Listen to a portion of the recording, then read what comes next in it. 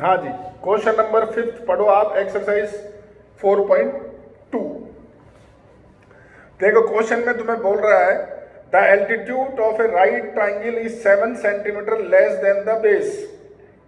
Altitude base से 7 centimetre less है और हाइपोटेनस तुम्हें दे रखा 13। Find other two sides. Simple question है सर।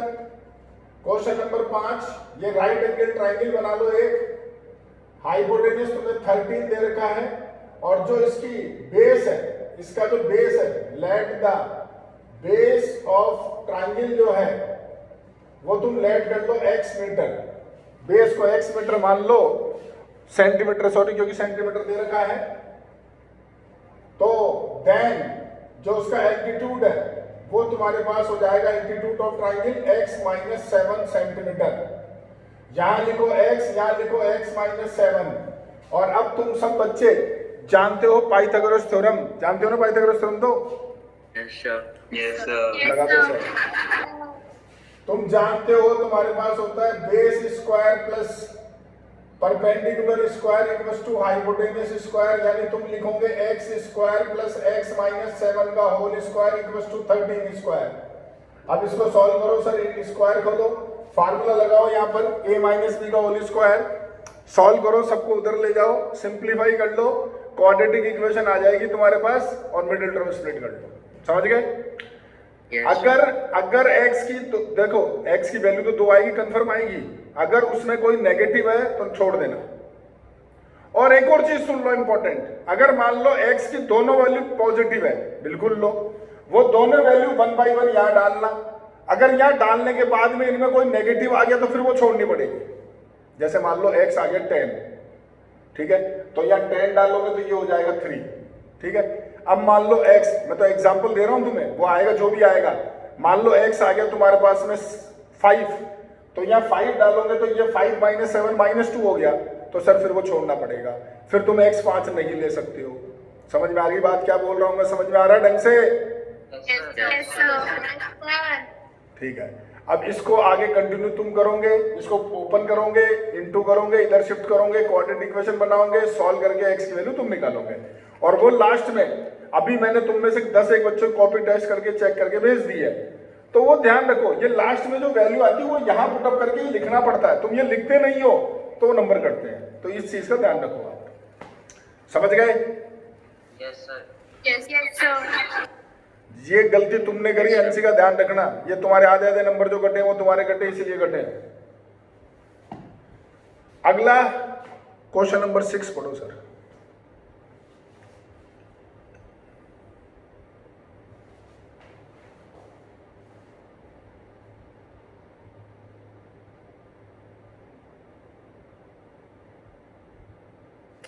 ये तुम्हें देखो ऐसे बोल रखा है कि कुछ कोई इंडस्ट्री है, वहां पर कुछ आर्टिकल्स बन रहे हैं, तो एक पर्टिकुलर डे तुम्हें ऐसे बोल रखा है कि जो आर्टिकल बन रहे हैं ना, तो जो उसकी कॉस्ट है, कॉस्ट पर आर्टिकल तुम्हें बोल रहा है कि जितने आर्टिकल बन रहे हैं उसका ट्वाइस से 3 ज्यादा है। तो तुम यहां पे लेट करो, late the number of articles, वो मानो x। भाई इसको सिंपल वे में बोलूँ क्या तुम्हें? तुम यूँ समझ लो कोई टॉय बन रहे हैं, कोई फैक्ट्री है उसमें टॉय बन रहे हैं। अब टॉय बन रहे हैं मान लो x, तो एक टॉय की जो कॉस्ट है ना वो है जो टॉय बन रहे हैं उसका डबल प्लस 3, ये तुम्हें बोल रहा है। तो तुम यहां पर लेट करो इस क्वेश्चन में, क्वेश्चन नंबर जो 6 है तुम्हारे पास, let the number of articles, तो वो तुम्हारे पास मानो x, देन कॉस्ट लिखोगे पर आर्टिकल, तो वो तुम्हारे पास हो जाएगा 2x प्लस 3 रुपीज। बोलो सर, ये दोनों समझ में आ गए क्या आपको? Yes sir.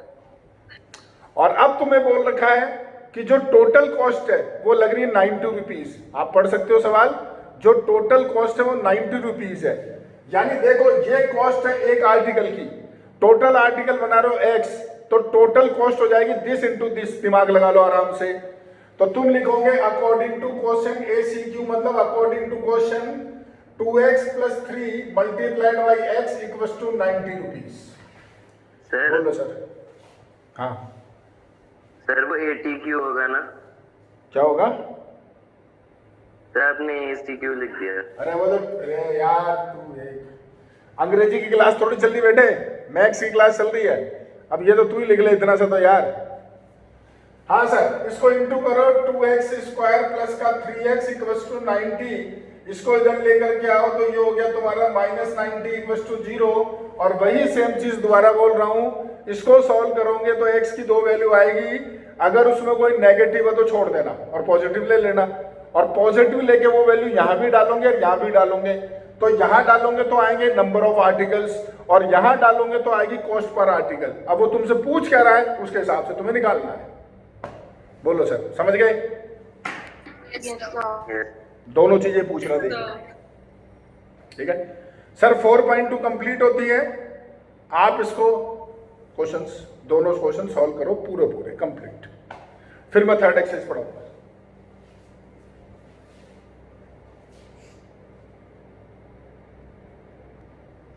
हाँ भाई, अब सुनो मेरी बात ढंग से। तुम कोई भी क्वाड्रेटिक इक्वेशन है उसको तुम्हें सॉल्व करना है, तो एक तरीका होता है कि आप उसकी मिडिल टर्म स्प्लिट करो, क्वेश्चन सॉल्व करो, ठीक है, पहला मेथड जो होता है। दूसरा मेथड होता है sir completing the square method, completing the square method.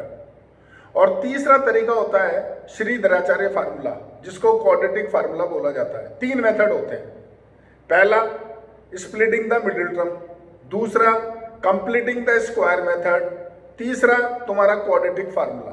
3 तरीके होते हैं किसी भी क्वाड्रेटिक इक्वेशन को सॉल्व करने के, ठीक है।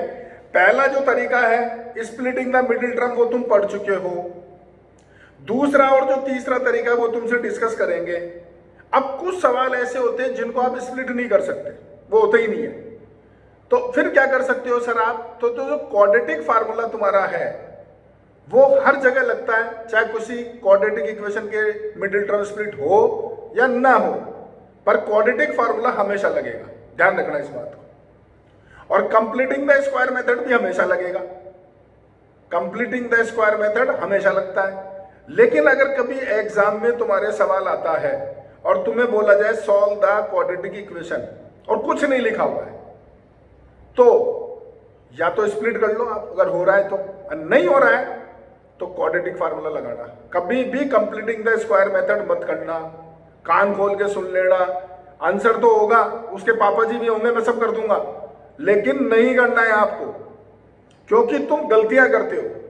तुम मेरी बात को समझने की कोशिश करो। मैंने तुम्हारे को चैप्टर 3 पढ़ा दिया, लीनियर इक्वेशन पढ़ा दिया, मैंने तुम्हें हर बार मना किया है ये सब्स्टिट्यूशन के चक्कर में मत पढ़ो, एलिमिनेशन लगाओ। तुम में जो भी सब्स्टिट्यूशन पढ़ता है चक्करों में, वो अपना टेस्ट बिगाड़ के बैठा हुआ है। मर्जी तुम्हारी है, देखो मेरा काम बताने का है, मैं हर चीज बताऊंगा। वैसे ही तुम्हें यहां भी मैं बोल रहा हूं इस चीज को कि आपके पास अगर कभी सवाल लिखा हुआ है सॉल्व द क्वाड्रेटिक इक्वेशन, तो तुम्हें उसमें अगर स्प्लिट हो रहा है तो करो, बहुत अच्छी बात है। नहीं हो रहा है तुम्हारे पास तो सीधे सीधे क्वाड्रेटिक फार्मूला लगा दो। समझ में आ गई बात मेरी? Yes sir. अब देखो सर, मैं दोनों चीजें बता रहा हूं आपको। Yes sir. हाल फिलहाल मैं तुम्हें पहले बता रहा हूं कंप्लीटिंग द स्क्वायर मेथड, पहले उसकी बात करते हैं।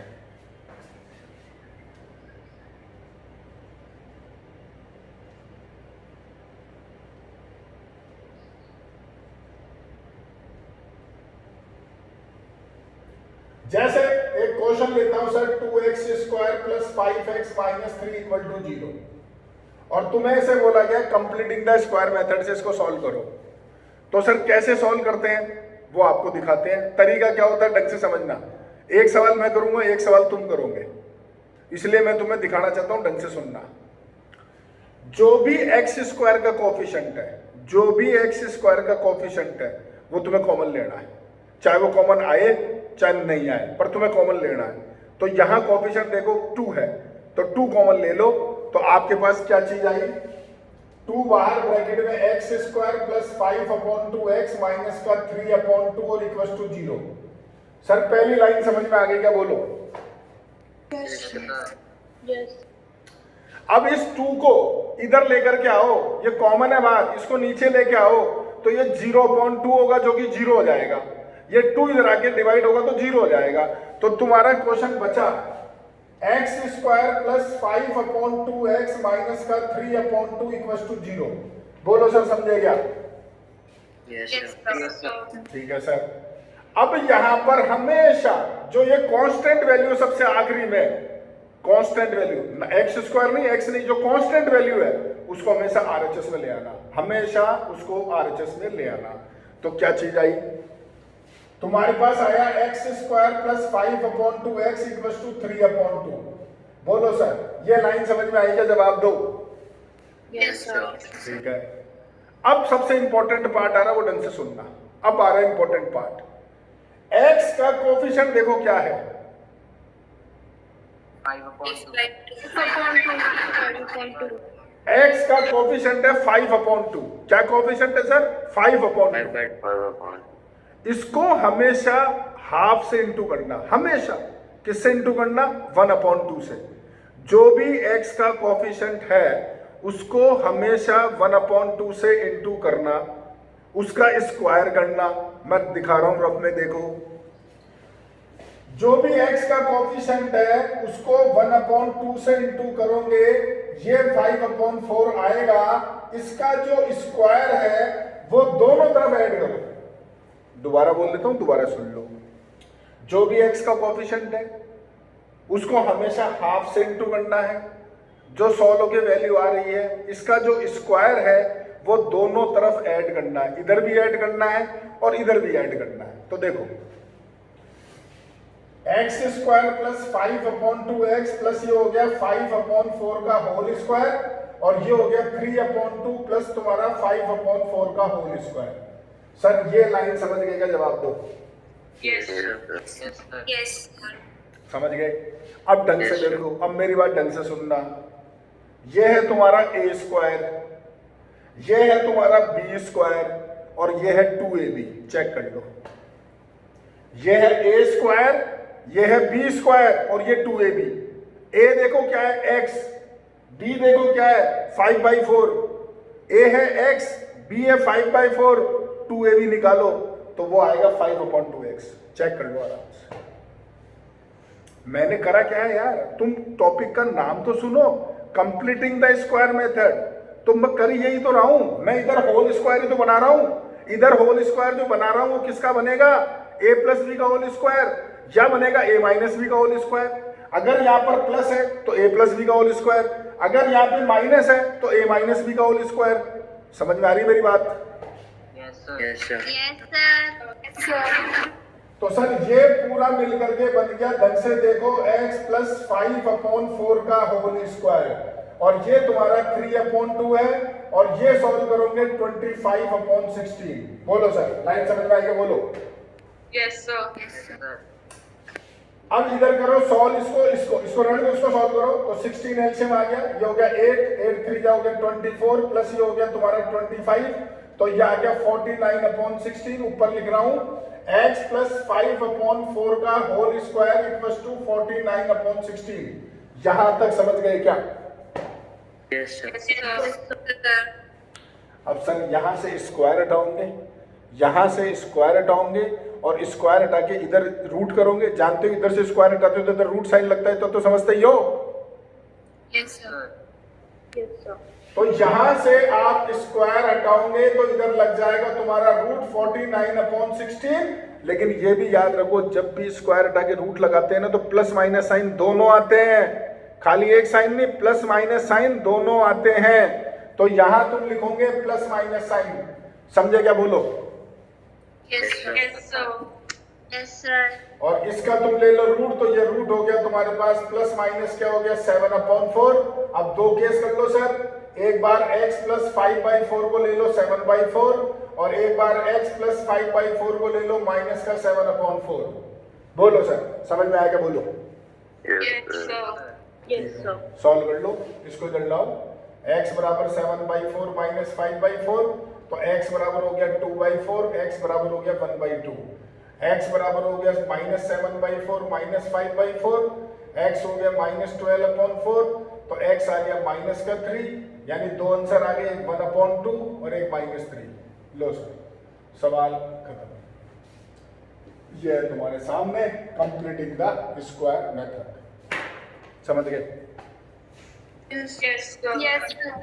जिसको समझ में नहीं आया एक बार दोबारा से रिपीट मार रहा हूं, जल्दी जल्दी सुन लो ढंग से। सबसे पहले एक्स स्क्वायर का जो भी कोफिशिएंट है वो तुम कॉमन लोगे, चाहे या 2 है, चाहे 3 है, चाहे 4 है, कुछ भी है, कॉमन लेना है। कॉमन ले लिया, या कॉमन नहीं आता, देखो यहां से 2 कॉमन नहीं आ रहा तो डिवाइड हो गए, तो समझते ही हो कॉमन सेंस की बात है तो। और फिर 2 को इधर ला के 0.2 करा तो 0 हो गया, ये टर्म आ गई। यहां से हमेशा कांस्टेंट टर्म को इधर लेके आओगे तो 3/2 इधर आ गया। और अब तुम्हें इसको परफेक्ट स्क्वायर बनाना है, तो मैंने तुम्हें बोला जो भी x का कोफिशिएंट है उसको किससे इंटू करोगे, हाफ से इंटू करोगे, और जो आ रहा है उसका स्क्वायर दोनों तरफ ऐड करोगे। तो ये बन गया तुम्हारा a प्लस बी का होल स्क्वायर। इसको सिंप्लीफाई कर लो, स्क्वायर हटाओगे तो इधर रूट साइन लगेगा, तुमने रूट लगा दिया। और जब भी रूट लगाते हैं तो आगे प्लस माइनस साइन होता है, प्लस माइनस लगाया, एक बार प्लस ले लो, एक बार माइनस ले लो, दोनों को सॉल्व कर लो। बोलो समझ गए क्या? Yes, sir. Yes, sir. Yes, sir. Yes, sir. तो सर ये था आपका कंप्लीटिंग द स्क्वायर मेथड, ठीक है? इसको तो आप कॉपी कर लो। और एक्सरसाइज जो 4.3 है, पहला क्वेश्चन पढ़ो।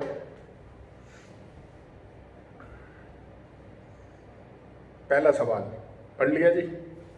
Yes, sir. Yes, sir. यही लिखा हुआ है, देखो कंप्लीटिंग द स्क्वायर मेथड से तुम्हें सॉल्व करना है। 4 क्वेश्चन तुम्हारे सामने हैं, चारों क्वेश्चन सॉल्व करो। पहले इसको कॉपी करो, फिर चारों क्वेश्चन सॉल्व करो, ठीक है? Yes, sir. जैसे तुमने लीनियर इक्वेशन चैप्टर पढ़ा है, तो लीनियर इक्वेशन चैप्टर के अंदर अगर तुम्हें 2 इक्वेशन देके रखता था, 2 इक्वेशन देता था सॉल्व करने के लिए, Yes. तो वहां जब आप उसको सॉल्व करते थे तो या तो आता था यूनिक सॉल्यूशन, या आता था नो सॉल्यूशन, या आता था इनफाइनाइट सॉल्यूशन। याद करो ये चीज थी या नहीं थी? Yes. Yes, sir. वैसे ही जब आप एक क्वाड्रेटिक इक्वेशन को सॉल्व करते हो, जब आप एक क्वाड्रेटिक इक्वेशन को सॉल्व करते हो तो या तो उसका आंसर निकलेगा, जैसे तुम इतनी देर से क्वेश्चन कर रहे हो निकल रहे हैं, या फिर होगा no real roots. No real roots, जो तुम अभी जितने भी तुमने क्वेश्चन करे हैं, कल करा है, परसों करा, जितने भी सवाल तुमने करे हैं, तो हर क्वेश्चन का रियल रूट होते थे। रियल रूट मतलब समझते हो आप? जब x का आंसर आता है 2 या 1/3, 4/7, माइनस का 5, माइनस का √3, √7, ये सब रियल नंबर्स होते हैं, सब के सब रियल नंबर होते हैं। तो या तो उसके आंसर निकलेंगे और वो रियल नंबर्स होंगे, या फिर तुम्हारा उसका आंसर निकलेगा ही नहीं, उसको बोलते हैं नो रियल रूट्स। तो यहाँ 2 ही केस होते हैं। क्वाड्रेटिक इक्वेशन जब आप सॉल्व करते हो, या तो आपका आंसर निकल जाएगा, तो जो आ रहा है उसको रियल रूट्स बोलते हैं, या फिर आपका आंसर नहीं आएगा, उसको बोलते हैं आपका नो रियल रूट्स। अब वो कैसे पता चलता है? जैसे भी तुमने क्वेश्चन सॉल्व करा, तुमने क्वेश्चन सॉल्व करा, मैं एक क्वेश्चन मेरे मन से लिख रहा हूं, तुम्हारा जो वो देख लेना, बोर्ड पे देखो सर सवाल, क्वेश्चन है आपके पास x² + x + 4 = 0, और तुम्हें बोला इसको सॉल्व करो, वही कंप्लीटिंग द स्क्वायर मेथड। तो ढंग से देखो, चलो और इसको कर लेते हैं, अपन ले लेते हैं इसको 5x² + x + 4, ये ले लिया मैंने इस सवाल को, और थोड़ा टिपिकल से बना देता हूं क्वेश्चन को। तो सर सबसे पहले 5 कॉमन लोगे, x² + x/5 + 4/5 और = 0 हो गया। 5 इधर आके 0 हो जाएगा, x², और यहां लिखोगे x/5 + 4/5 = 0, इसको उधर ले जाओगे तो ये हो जाएगा तुम्हारा x/5 = -4/5। x का कोएफिशिएंट देखो सर 1/5 है, इसको 1/2 से इंटू करोगे, ये 1/10 होगा, इसका स्क्वायर दोनों तरफ ऐड करोगे।